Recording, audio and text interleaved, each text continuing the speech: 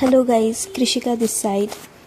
सो आज की वीडियो में मैं आपको बताऊंगी कि आपका सेकंड का रैंक आने के बाद आपको काउंसलिंग कैसे फिल करना है, काउंसलिंग फॉर्म सीट एलोकेशन के लिए।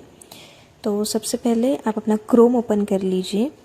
उसके बाद cdac.in की वेबसाइट ओपन करनी है and after that click on the first link. You can सी,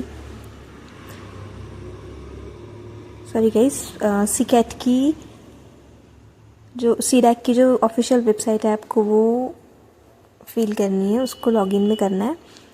और जैसे ही आप लॉगिन करेंगे उसके बाद आपके सामने ये इंटरफेस आ जाएगा। आपको पहली वेबसाइट दिखेगी, जो पहली लिंक दिखेगी सीडैक की, जो centre for development of advance computing idea, आप उस पर भी उस पर भी क्लिक कर सकते हो या फिर आप डायरेक्ट रिजल्ट पे भी जा सकते हो।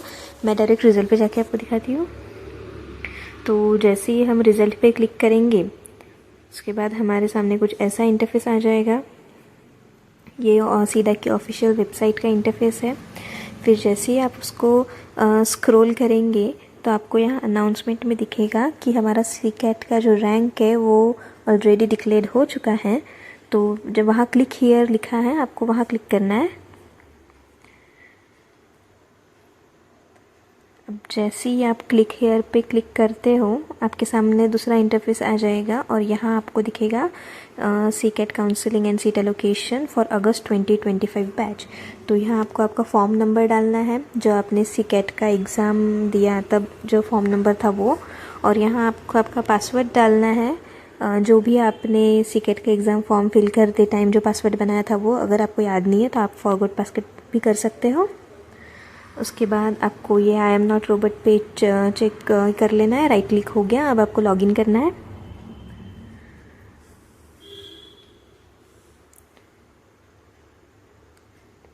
अब आप जैसे ही लॉगिन करते हो आपके सामने रिज़ल्ट आ जाएगा।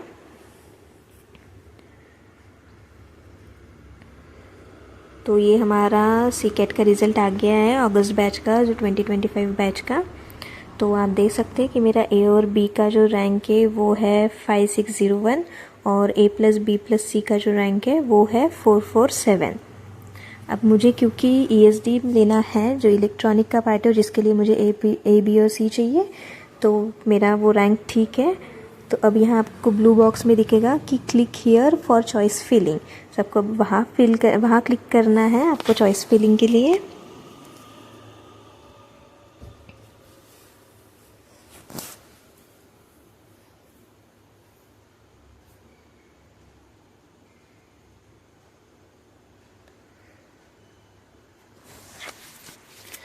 तो as soon as you click on this box,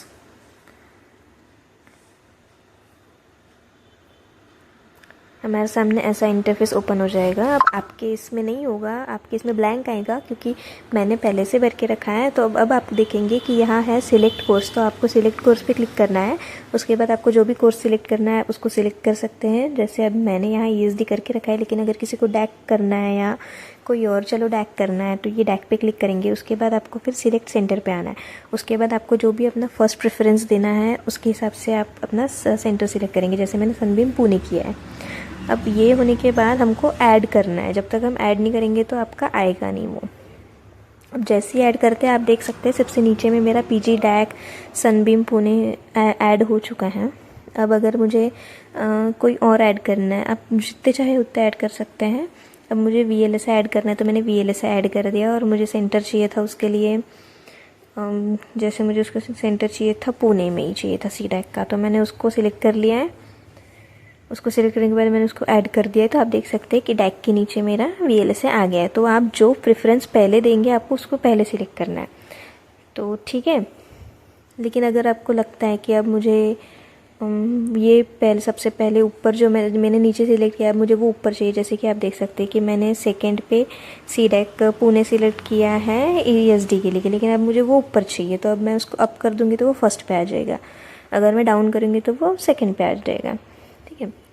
तो जैसे आप देख सकते हैं। अब उसके बाद अगर मुझे ये नहीं चाहिए कोई भी, अगर मुझे जैसे डैक नहीं चाहिए था क्योंकि मुझे एबी में जाना ही नहीं है, तो फिर मैंने उसको डिलीट कर दिया। तो इस तरीके से आप डिलीट भी कर सकते हो जो आपको नहीं चाहिए, लेकिन ये आप सिर्फ तब तक कर सकते हो जब तक वैलिड, मतलब जब तक आप ये फॉर्म की वैलिडिटी है लेस, जैसे कि इसकी लास्ट डेट है 23, तो फिर उसके पहले आप करोगे तो तब तक ही वो वैलिड रहेगा, उसके बाद आप मॉडिफिकेशन नहीं कर सकते हो। और ये सब होने के बाद आपको दिख रहा होगा ऊपर दैट एक रेड कलर में एक ब्लिंक हो रहा है that your course centre preference list is not saved yet, so please save it. So आपको उसको सेव करना है, जब तक आप उसको सेव नहीं करोगे तब तक वो आगे नहीं जाएगा, वो सेव नहीं होगा। तो आपको अभी उसको सेव कर लेना है,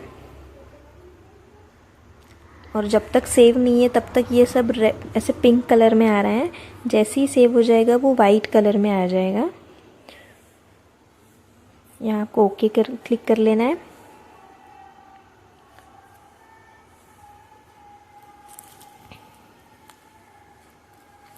अब आप देख सकते हो जैसे ही मैंने सेव पर क्लिक किया है वैसे ही अब ये वाइट में आ गया है, दैट मीन्स दैट ये अब सेव हो गया है। एंड अब आप उसको तब तक मॉडिफाई कर सकते हो जब तक उसकी मतलब वो वैलिड है, जब तक उसकी लास्ट डेट है तब तक आप उसको मॉडिफाई कर सकते हो।